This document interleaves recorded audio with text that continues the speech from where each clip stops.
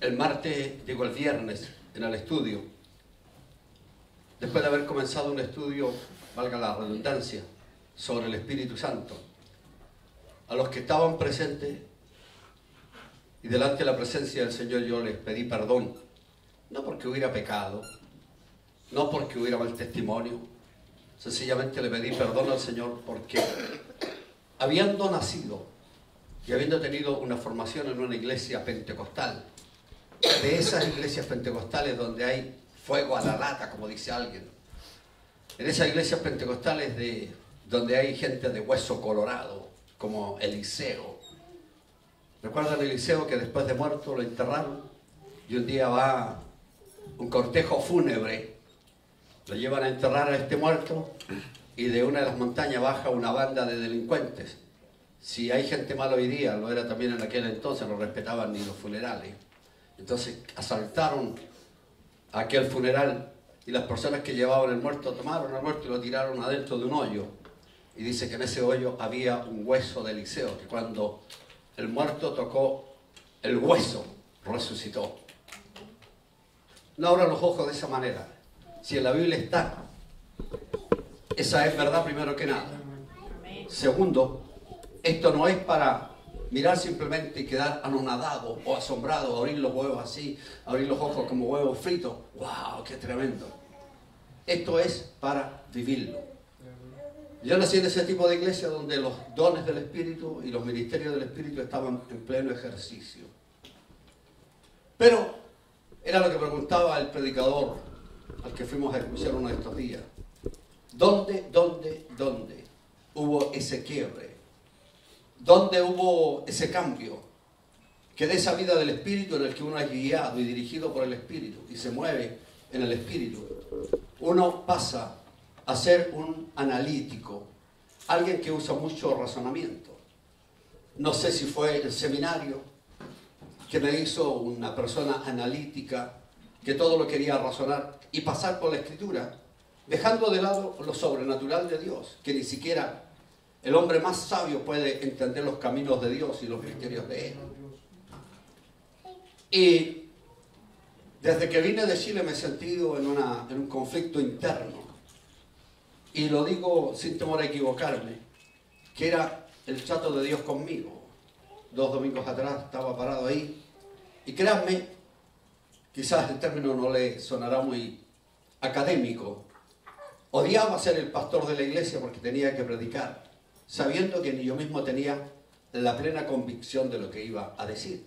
Claro, uno con la experiencia, 2 o 3 puntitos, una ilustración, y despide el pueblo y buenas noches los pastores.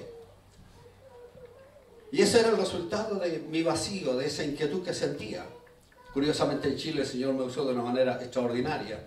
Pero vine acá y decía, Dios, ¿qué pasa? ¿Qué pasa? Estaba haciendo lo mismo. Me levantaba, oraba, estudiaba la Biblia, tenía mis devociones, etcétera, etcétera. Pero me daba cuenta de que estaba desconectado con el cielo, desconectado de la presencia de Dios. Se fueron dando una serie de situaciones.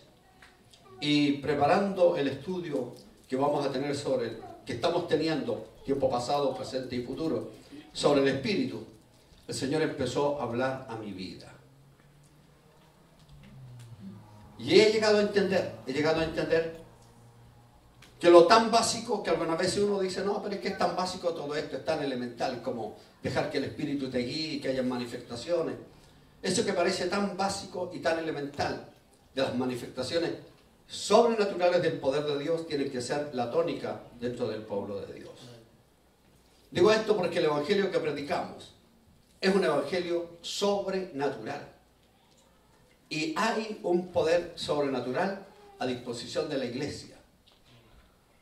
O sea, este no es para un grupo selecto, no es para un grupo de aquellos que buscan tanto la presencia del Señor, de aquellos místicos. Claro, aquellos que más buscan, más van a recibir, porque la Escritura dice, el que busca, halla, el que pide, recibe. ¿Okay? Y he llegado a entender que cuando nos reunimos, los cultos, es verdad que había cierta presencia, ciertas manifestaciones. Pero uno dice, ¿será todo esto? ¿Será todo esto la vida cristiana? Venir los días domingos, sentarnos cómodamente a escuchar a un predicador que algunas veces nos aburre, o la música que nos lleva a lugares y cumbres emocionales extraordinarias, otras veces no pasa nada. Pero ¿será todo eso la vida cristiana? ¿Será todo eso venir y cantar 3 o 4 himnos, después 2 o 3 testimonios? ¿No creen ustedes que tiene que haber más? ¿No se han preguntado en eso? Si el evangelio que tiene base en la palabra de Dios habla de algo sobrenatural, tiene que darse en esa realidad. Y quiero que abran conmigo sus Biblias, por favor, en Filipenses capítulo 3, verso 10. Si quieren, apagan ahí, por favor.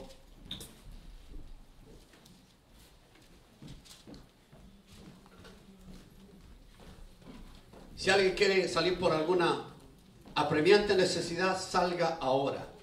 Pero yo quiero que después esté cómodamente, porque vamos a tratar cosas profundas del espíritu. Así que acomódese, no le hable más a su hermano, dígale: no quiero escucharte, me vas a distraer.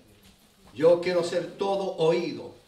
Algunas veces, cuando las cosas son asombrosas, uno no solo escucha, sino que abre la boca. Parece que incluso al abrir la boca, algo de conocimiento o algo del ruido que se está produciendo está entrando. Mire lo que dice el destacado apóstol de los gentiles.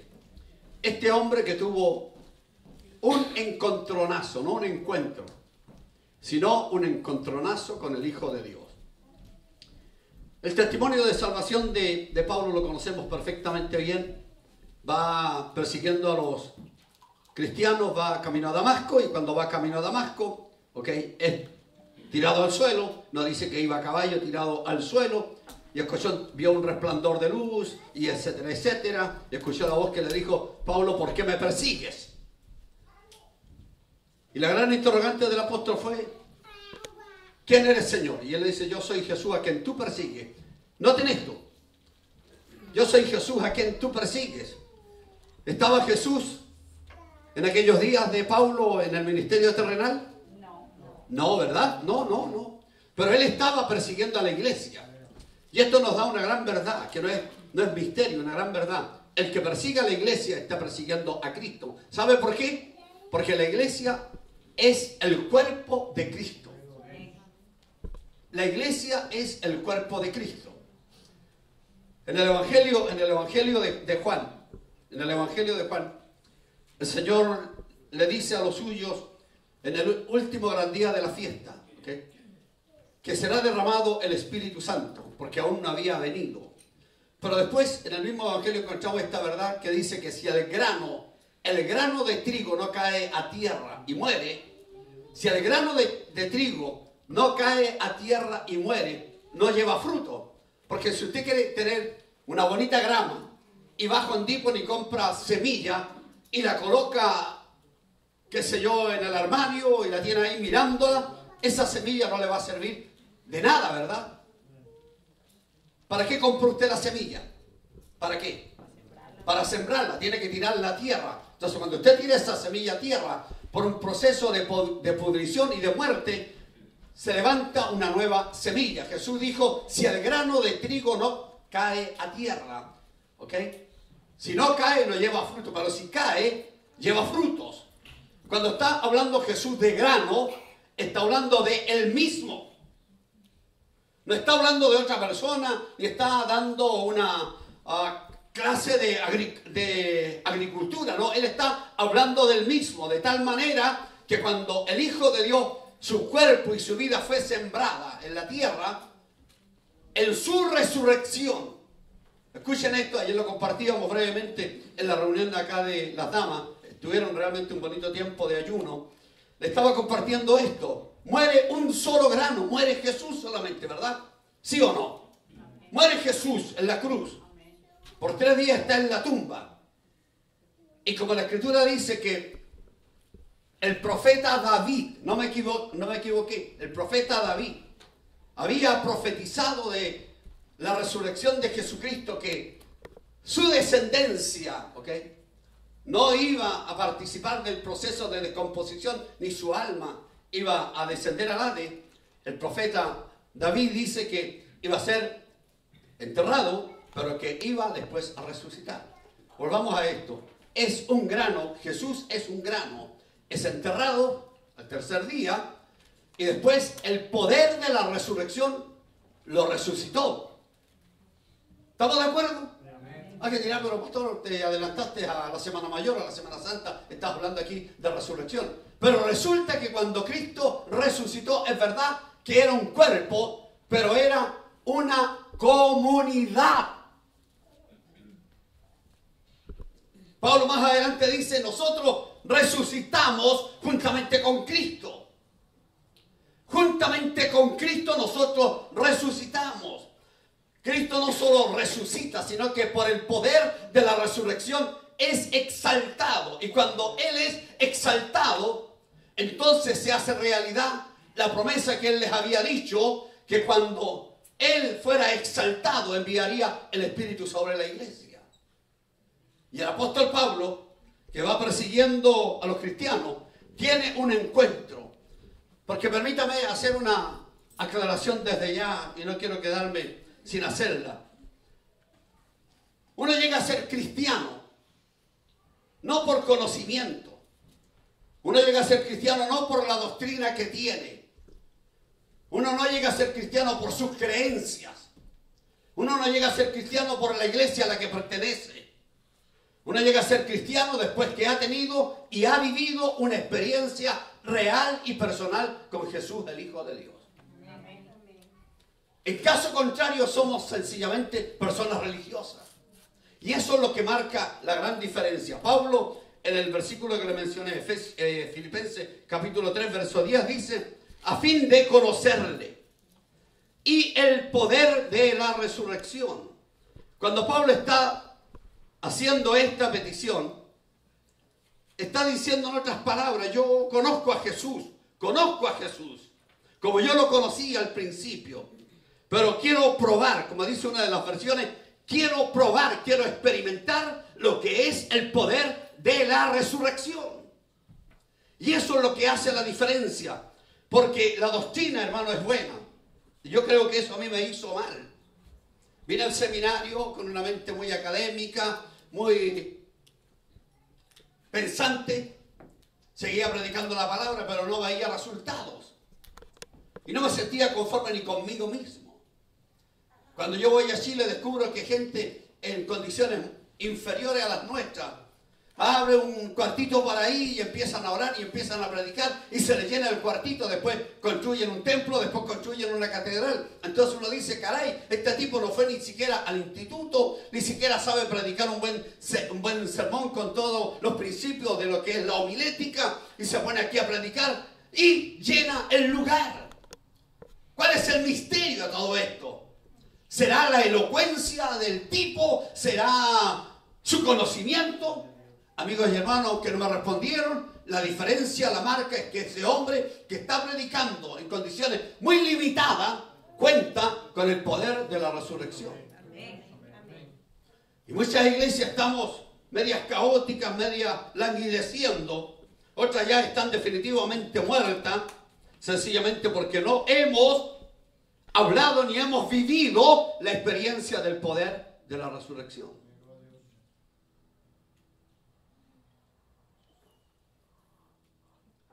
Claro, suena bonito en algunas ocasiones.